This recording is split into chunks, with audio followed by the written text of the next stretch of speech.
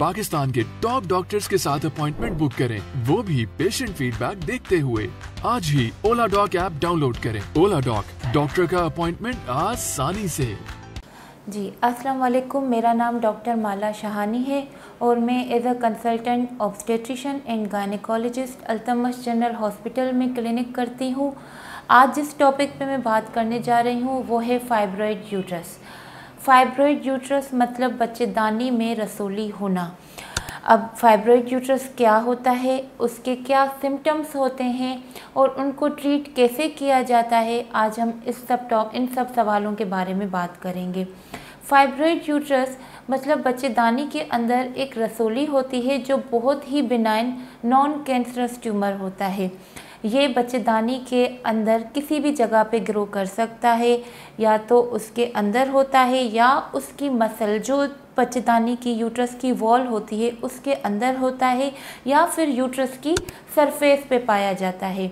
Fibroid की size एक मटर के दाने के जितनी या अंगूर जितनी या फिर इतनी बड़ी भी हो सकती है जितना एक तरबूज होता है। मतलब कह लें कि 1 सेंटीमीटर 2 सेंटीमीटर से लेकर 20 सेंटीमीटर तक भी एक फाइब्रॉइड बड़ा हो सकता है। जो औरतें ज़्यादातर फाइब्रॉइड की वजह से सिम्टम्स के साथ प्रेजेंट होती हैं उनमें सबसे कॉमन सिम्टम होता है कि उनको महीना जो माहवारी होती है उसमें प्रॉब्लम होने लगता है। सबसे कॉमनली ये होता है कि माहवारी में ब्लीडिंग बहुत ज़्यादा आ रही है। मतलब नॉर्मली एक औरत 2 से 7 दिन तक जिसको ब्लीडिंग हो रही होती है और जिसका रेगुलर फ्लो नॉर्मल फ्लो होता है, अब वो महसूस कर रही है कि उसका फ्लो इतना हैवी है कि वो नॉर्मल अपने डे टू डे के जो काम हैं वो भी नहीं कर पा रही है। उसके अलावा कभी कभी 1 महीने में 2 दफ़ा माहवारी आ जाती है और 2 दफ़ा माहवारी के साथ उनको बहुत ज़्यादा दर्द भी होता है जो पहले नहीं होता था, हद से ज़्यादा, कि उनकी डे टू डे लाइफ मुतासिर होती है।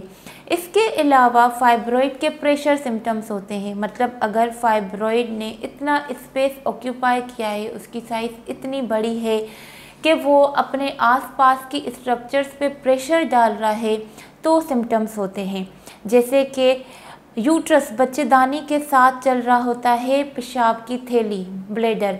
अगर ब्लैडर को प्रेस कर रहा है तो यूरिन पास करने के दौरान प्रॉब्लम होता है, बार बार यूरिन पास करने की ज़रूरत पड़ती है। अगर वो पीछे रेक्टम को, पोटी वाली जगह को प्रेस कर रहा है तो कब्ज़ का मसला हो जाता है, कॉन्स्टिपेशन। अगर इनके अलावा आसपास की बाकी स्ट्रक्चर्स को वो फाइब्रॉइड प्रेस कर रहा है तो ब्लोटिंग जैसे सिम्टम्स हो सकते हैं। हाँ, उसके अलावा फाइब्रॉइड इनफर्टिलिटी का भी एक मेन रीज़न हो सकता है। ऐसा नहीं कि हमेशा फाइब्रॉइड जो है वो सिम्टम्स करे, कभी कभार वो चुपचाप बच्चेदानी में पड़े होते हैं और हम अल्ट्रासाउंड किसी और वजह से करवाने जाते हैं कि फाइब्रॉइड इंसिडेंटली डायग्नोस हो जाता है। अच्छा, अब ये जो सिम्टम्स हो रहे हैं इनकी सिवियरिटी कि ये कब करवा सकते हैं, कौन सा फाइब्रॉइड नहीं करवा सकते, ये इस चीज़ पे बिल्कुल डिपेंड नहीं करता कि फाइब्रॉइड की साइज़ क्या है या फाइब्रॉइड का नंबर क्या है। ये उस चीज़ पे डिपेंड करता है कि फाइब्रॉइड की लोकेशन क्या है, वो बच्चेदानी पे कहाँ पे है। आया वो बच्चेदानी के अंदर तो नहीं है, या बच्चेदानी की वॉल मसल के अंदर तो नहीं है, या फिर बच्चेदानी की सरफेस पे तो नहीं है। इसीलिए फाइब्रॉइड के 3 किस्म होते हैं। सब म्यूकस फाइब्रॉइड जो यूट्रस के अंदर होता है, इंट्राम्यूरल जो यूट्रस की वॉल मसल के अंदर होता है, और जो यूट्रस की सरफेस पे होता है उसको कहते हैं सब सीरोजल फाइब्रॉइड। सब सीरोजल फाइब्रॉइड क्योंकि वो यूट्रस की सरफेस पे होता है तो वो ज़्यादातर प्रेशर सिम्टम्स करता है, या फिर वो कोई सिम्टम नहीं भी करता है। लेकिन जो यूट्रस के अंदर होता है, चाहे वो पी साइज़ का हो, चाहे वो लेमन की साइज़ का हो, वो नंबर कितने हों, 1 हैं, 2 हैं या 10 हैं, वो कहीं ना कहीं पे ब्लीडिंग का प्रॉब्लम करते हैं। अब आ जाते हैं फाइब्रॉइड के ट्रीटमेंट पे। कुछ फाइब्रॉइड, ज़्यादातर पेशेंट्स के फाइब्रॉइड पूरी उम्र उसी साइज़ पे रहते हैं, उसी साइज़ पे रहते हैं और फाइब्रॉइड में क्योंकि कैंसर का खतरा बहुत ही कम होता है। हाँ, एक फाइब्रॉइड जो रैपिडली ग्रो कर रहा है, बहुत जल्दी उसकी ग्रोथ हो रही है, उसमें थोड़ा बहुत कैंसर का खतरा होता है जिसको हम कहते हैं सार्कोमा। लेकिन अगर फाइब्रॉइड की ग्रोथ नहीं हो रही है और कोई सिम्टम नहीं कर रहा है तो हम उसको छोड़ देते हैं। लेकिन फाइब्रॉइड सिर्फ ब्लीडिंग कर रहा है, हेवी पीरियड्स कर रहा है, हर महीने ब्लीडिंग आ रही है लेकिन हेवी होती है, तो हम उसको नॉन हार्मोनल ट्रीटमेंट ट्रांसमीन पे रख सकते हैं। अगर ये पेशेंट के लिए बिल्कुल सही होता है कि वो हर महीने ट्रांसमीन लेती है और उसके साथ उसकी ज़िंदगी मुतासिर नहीं हो रही है, तो हम उसको नॉन हार्मोनल ट्रीटमेंट पे चलाते हैं। दूसरा ऑप्शन है हार्मोनल ट्रीटमेंट। अच्छा, जब भी हम फाइब्रॉइड का ट्रीटमेंट देते हैं तो उस पर डिपेंड करता है कि उस औरत की उम्र क्या है, उसके पास कितने बच्चे हैं, क्या वो मज़ीद बच्चे करने की ख्वाहिशमंद है या उसने अपनी फैमिली कंप्लीट कर ली है। इस तरह से अगर उसको मज़ीद बच्चे करने हैं और वो सिम्टम्स बहुत ज़्यादा सिवियर नहीं हैं तो हम उस पर हार्मोनल ट्रीटमेंट देते हैं। हार्मोनल ट्रीटमेंट में हमारे पास आ जाते हैं ओरल कॉन्ट्रासेप्टिव पिल्स, जो हम फैमिली प्लानिंग के मेथड्स में भी यूज़ करते हैं। उसके अलावा हार्मोनल इंजेक्शंस आते हैं।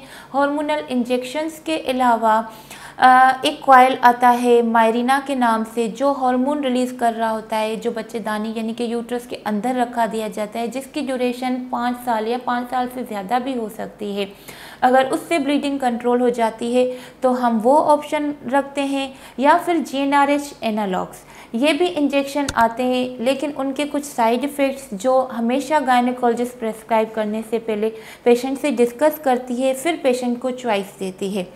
अगर एक पेशेंट हार्मोनल ट्रीटमेंट ले रही है और हार्मोनल लेने के बावजूद वो कुछ अरसे तक उसने काम किया लेकिन उसके बाद अब वो फेल हो रहा है, अब उससे पेशेंट को रिलीफ नहीं मिल रहा है, तो फिर पेशेंट को एक गायनेकोलॉजिस्ट पूरे डिस्कशन के साथ उसकी सर्जरी का प्लान करती है। सर्जरी में 2 ऑप्शन होते हैं, मायोमेक्टमी या हिस्टेरेक्टमी। मायोमेक्टमी मतलब जो फाइब्रॉइड है सिर्फ उसको रिमूव किया जाएगा। सिर्फ फाइब्रॉइड को अगर रिमूव करते हैं तो उसमें कुछ कॉम्प्लिकेशंस होती हैं, जैसे कि बहुत ज़्यादा खून का आना, या कभी कभार फाइब्रॉइड इतने छोटे होते हैं कि वो निकालना मुश्किल हो जाते हैं, या फिर अगर निकालते भी हैं तो वापस ग्रो कर जाते हैं। फिर आगे उनके लिए जो ऑप्शन बचता है वो होता है हिस्टेरेक्टमी, टोटल यूट्रस का रिमूवल। इन सारी सर्जरीज़ का डिसीजन हमेशा एक पेशेंट और एक गायनेकोलॉजिस्ट के बीच में एक अच्छे से डिस्कशन के बाद लिया जाता है। इसके अलावा आजकल के जदीद तरीक़ों में एक ऑप्शन होता है यूट्राइन आर्टरी एम्बोलाइजेशन, जिसमें जो नसें, जो आर्टरीज फाइब्रॉइड को ब्लड सप्लाई पहुंचा रही हैं उनमें छोटे छोटे क्लॉट कर दिए जाते हैं, ताकि अगर फाइब्रॉइड को ब्लड नहीं पहुंचेगा तो वो ग्रो नहीं होगा बल्कि श्रिंक करके ख़त्म हो जाएगा। आपको अगर ऐसी कोई कंसल्टेशन फाइब्रॉइड या ऐसे किसी भी फाइब्रॉइड के सिम्टम से हवाले से लेनी है तो आप या तो अल्तमश जनरल हॉस्पिटल में मेरे डेज में मुझसे क्लिनिक में कॉन्टेक्ट कर सकते हैं। पीर, मंगल, जुमेरात शाम 4 से 6 बजे या ओलाडॉक के थ्रू कंसल्टेशन अपनी बुक कर सकते हैं। शुक्रिया। पाकिस्तान के टॉप डॉक्टर्स के साथ अपॉइंटमेंट बुक करें, वो भी पेशेंट फीडबैक देखते हुए। लाखों लोगों की तरह पाकिस्तान के सबसे बड़े डॉक्टर नेटवर्क का फायदा उठाएं और आज ही ओलाडॉक ऐप डाउनलोड करें। ओलाडॉक, डॉक्टर का अपॉइंटमेंट आसानी से।